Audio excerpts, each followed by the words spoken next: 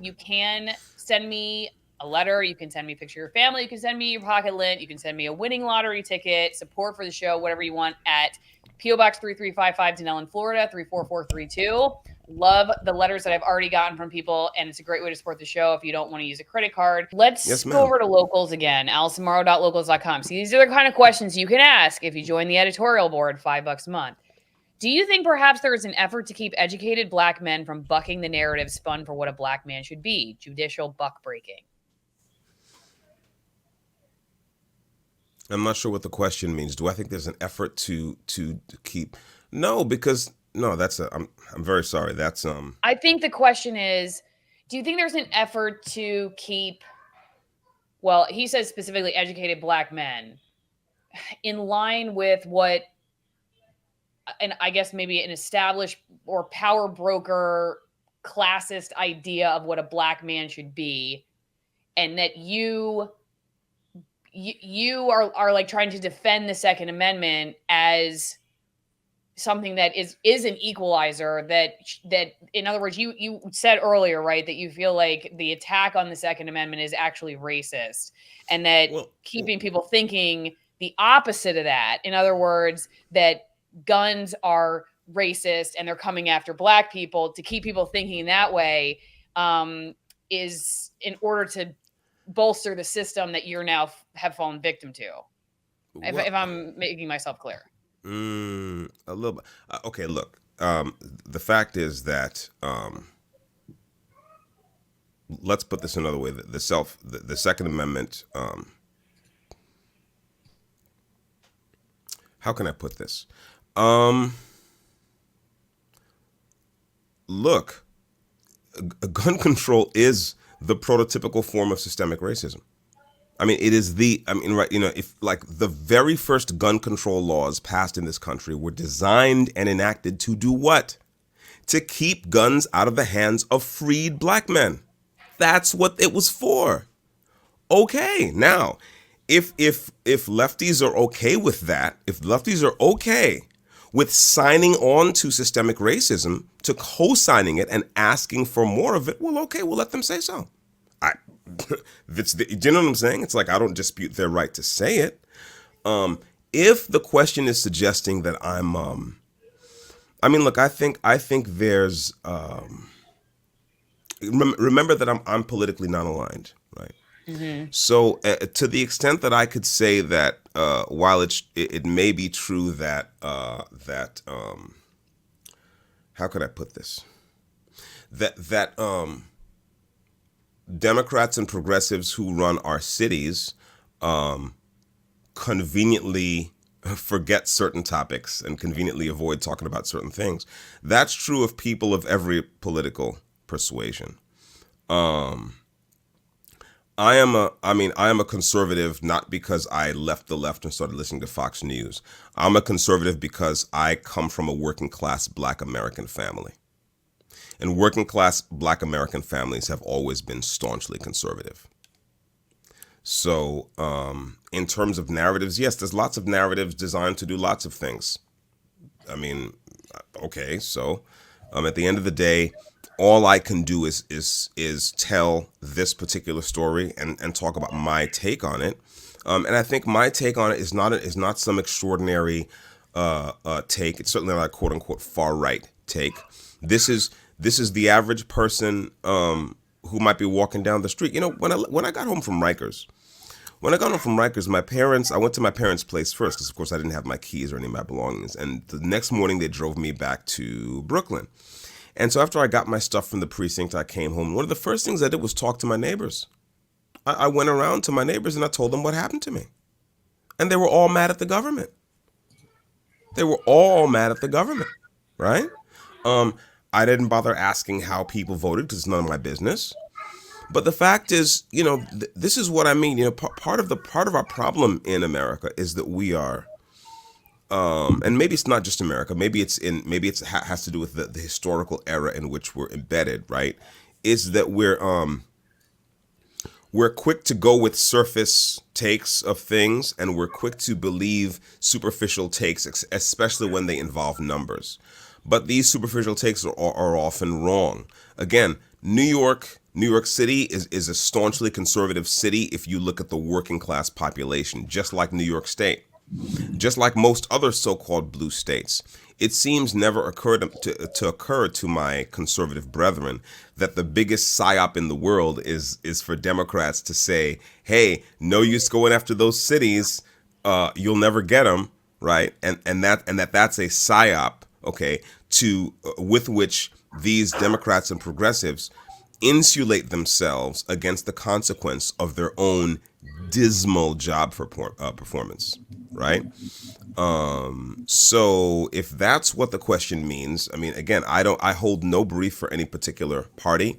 I lead with the principle as a conservative, not I don't lead with the candidate or the party. So And if you're watching this and you're thinking, wow, this really makes me want to have a drink because what's happening here? Then you can go to AllisonWinePromo.com and support the show. Keep interviews like Dexter coming on. They never tell me who I can interview, what I can say, what I can ask. And it's very hard to find sponsors in this day and age who are like that. So if you're a wine drinker, go get some amazing wine from very remote regions of Argentina. Get it at a good price. You get 50% off and 50% off shipping. And you can support the show while having a great glass of wine.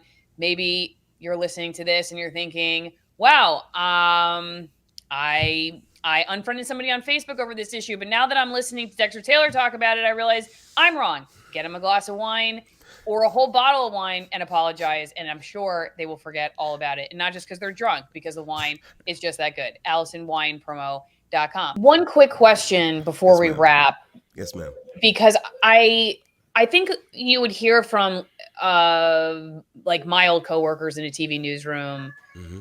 the idea that we are safer with direct traceability, whatever you want to call it. You know, Mm-hmm. that if the government knows all the different things when it comes to guns, Mm-hmm. including the parts and you know, you got to be licensed in order to put them together, and you have more control of that and more knowledge. The government had more knowledge. We had fewer gun crimes. Mm.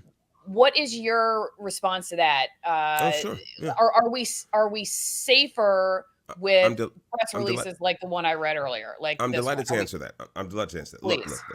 look, look. We had much less gun. Just if you just look at black communities, right? Some of which are blighted by street crime, right? For reasons I won't get into, but you know, progressives have a lot to answer for. Let's just say that, okay? Um, we our communities weren't always like that. They weren't always dysfunctional, and a lot more people used to walk around armed. Yeah. I mean, people forget. People want to tell themselves, especially progressives. I'll leave color out of it for now, but progressives like to imagine that, you know, civil rights was just this thing of like black folks were struggling and, you know, downtrodden and occasionally singing Negro spirituals, and then like Rosa Parks take a seat on a bus, and then like everything changed for us. It's like how do they think that the black communities in the American South defended themselves when the Klan came around? You think they used harsh language? You think they called the police?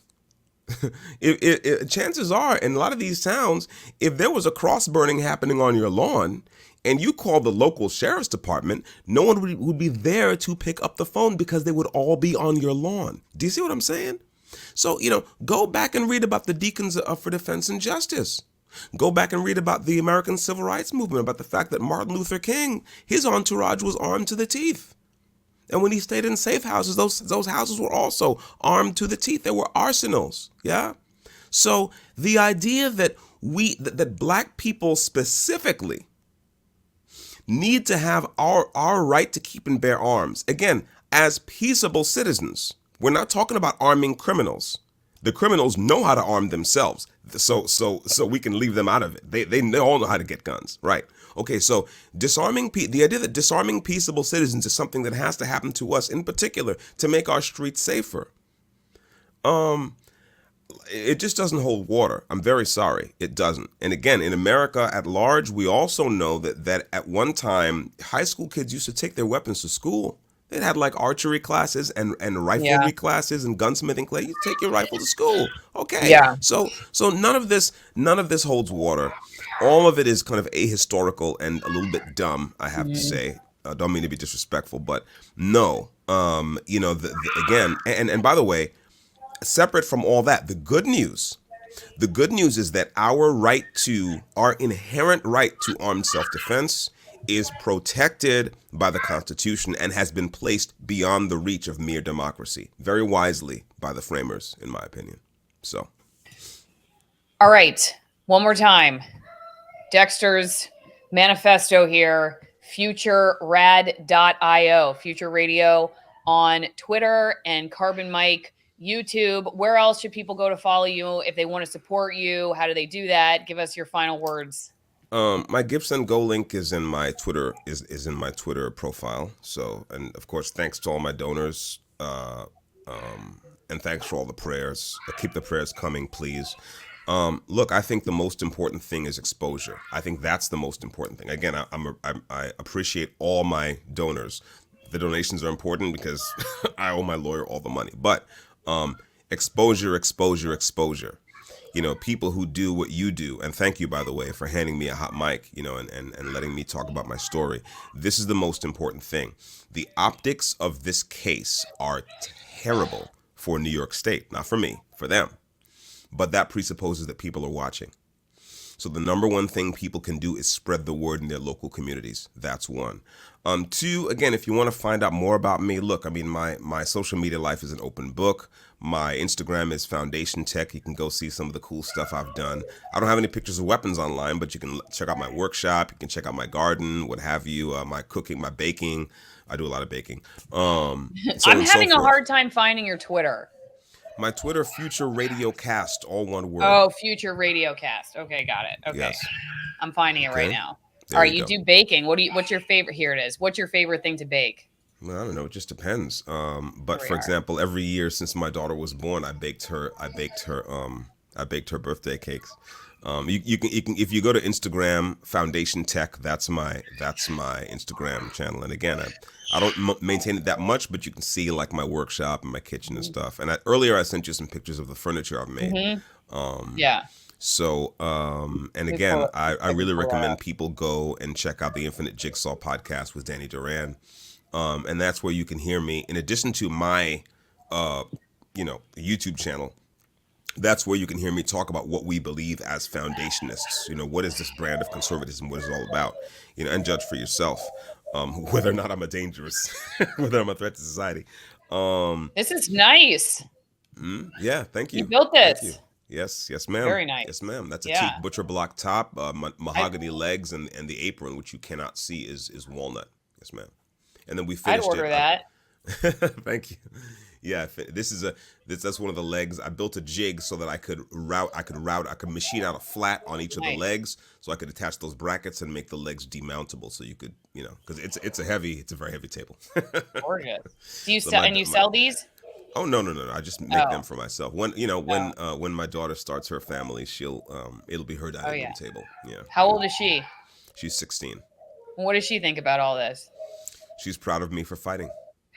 She told me so. She said, and by the way, the other thing I did when I got home from Rikers, the other thing I did was I went and we had a walk, and I told her everything. I told her exactly what I was up against. Told her what kind of time I was looking at too. So she knows everything. And yeah, the other day, we were talking on the phone, and she said, "Papa, I'm proud of you for fighting them." And so, That's got to yeah. make your heart have all the feels. Hey, listen, you know what it is? Yeah, it's a tonic. It strengthens me. I'm like, yep, good. Let's go. Let's go. Yeah. All right. Well, this will not be the last time we talk. I'd love to have you on a bunch more. I really appreciate your taking the time today. Thank Dexter you. Taylor, everybody, go check him out online. Thanks for watching. Thanks for you're on the editorial board for keeping interviews like this coming, and we'll see you guys next time.